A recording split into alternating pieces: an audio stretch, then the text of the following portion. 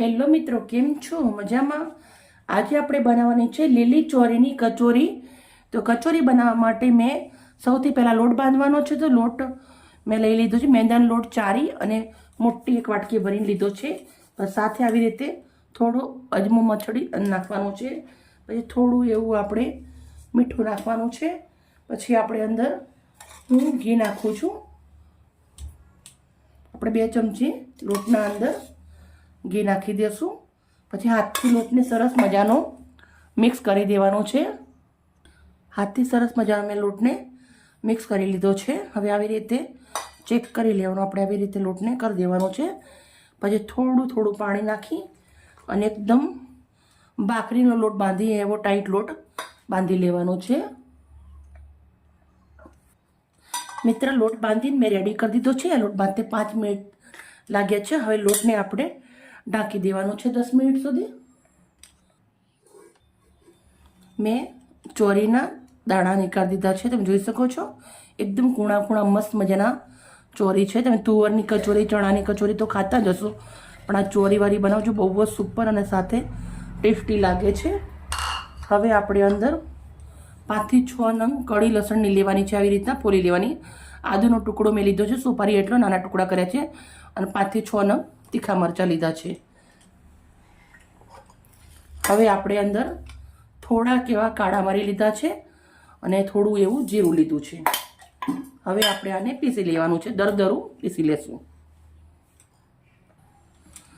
સરસ પીસી અને રેડી કરી દીધું છે. તમે જોઈ શકો છો, એકદમ ઝીણું નથી કરવાનું, આવી રીતું થોડું દરદરું રાખવાનું. કઢાઈ લીધી છે. કઢાઈના અંદર મેં 1 ચમચી તેલ ગરમ મૂક્યું છે. કઢાઈના અંદર તેલ ગરમ થઈ ગયું છે. થોડુંક એવું રાઈ જીરું નાખું છું, 2 દાણા એટલું. પછી આપણે ચોરીનું બનાવવાનું છે એટલે ભરપૂર હિંગ નાખવાની. ચોરી વાયડી પડે તમે હિંગ ના નાખો તો.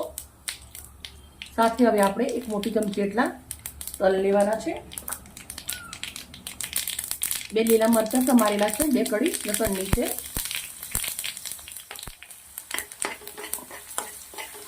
હવે આપણે આને શેકી લેવાનું છે 2 મિનિટ.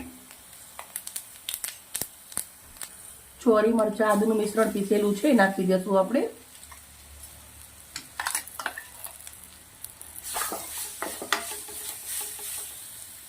મેં ચોરીના મિશ્રણને 3 થી 4 મિનિટ સુધી આવી રીતે સાથે કરી લીધું છે. હવે આપણે અંદર મસાલા કરી લઈશું. થોડા 1 ચપટી એટલું લાલ મરચું નાખું છું. થોડી એવી હળદર નાખું છું. સ્વાદ પ્રમાણે મીઠું નાખવાનું છે. ફ્રેશ કૂટેલું ધાણા જીરું નાખવાનું છે. થોડોક એવો ગરમ મસાલો નાખવાનો છે. પછી થોડીક એવી ખાંડ નાખું છું. 1 લીંબુનો રસ નાખું છું. ફ્રેશ લીલા ધાણા નાખવાના છે. હવે મસ્ત મજાનું મિશ્રણને મિક્સ કરી દેવાનું છે.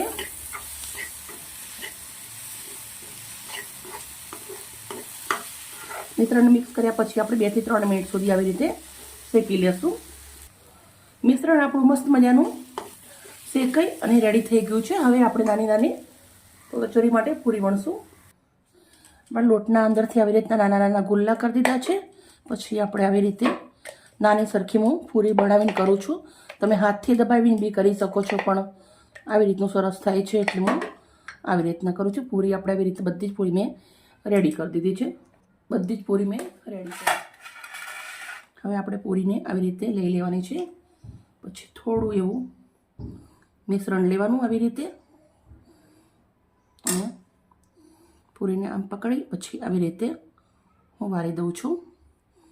તમે મનપસંદ શેપ આપી શકો છો, પણ આવો શેપ એકદમ આસાન અને નાના મોટા બધા જ બનાવી શકે, એટલે હું આવી રીતના પોટકી જેવો શેપ એને આપું છું. થઈ ગઈ રેડી. એક પણ તમને બીજી બતાવી દઈશું. આપણે પૂરી વળી એટલી વારમાં મસાલો પણ ઠંડો પડી ગયો છે. મસાલો ઠંડો પડે પછી જ આપણે અંદર ભરવાનો છે. મસાલો ગરમ હોય તો પછી મજા ન આવે. આવી રીતને વાળતું જવાનું છે. બધી સેમ પ્રોસેસથી બનાવીને રેડી કરી દઈશ. બધી જ કચોરી ભરી અને રેડી કરી દીધી છે. કઢાઈના અંદર તેલ મૂક્યું છે. તેલ ગરમ થઈ ગયું છે. તો હવે આપણે આવી રીતે એક એક કરી અને કચોરી તેલના અંદર મૂકી દેશું. આટલી કચોરી આપણે 3 થી 4 વાર તરવાની છે. 3 થી 4 વાર તરવી પડશે. થોડી થોડી કરીને આપણે તરવાની છે.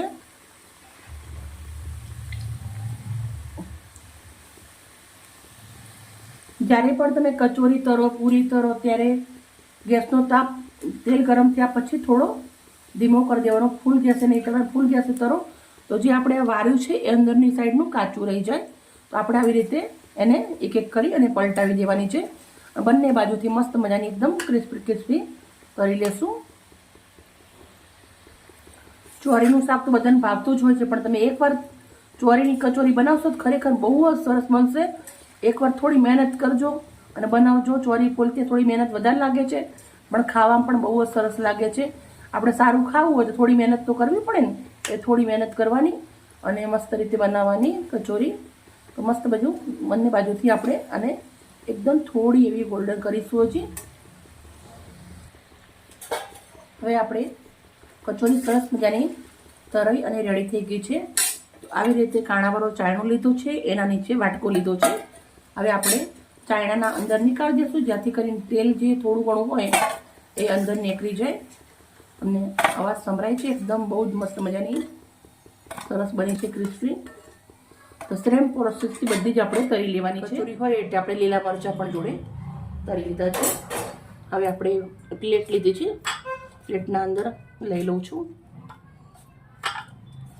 બનાવી તો ઘણી બધી છે, પણ આવી રીતના પ્લેટના અંદર આપણે એને સજાવી દઈશું.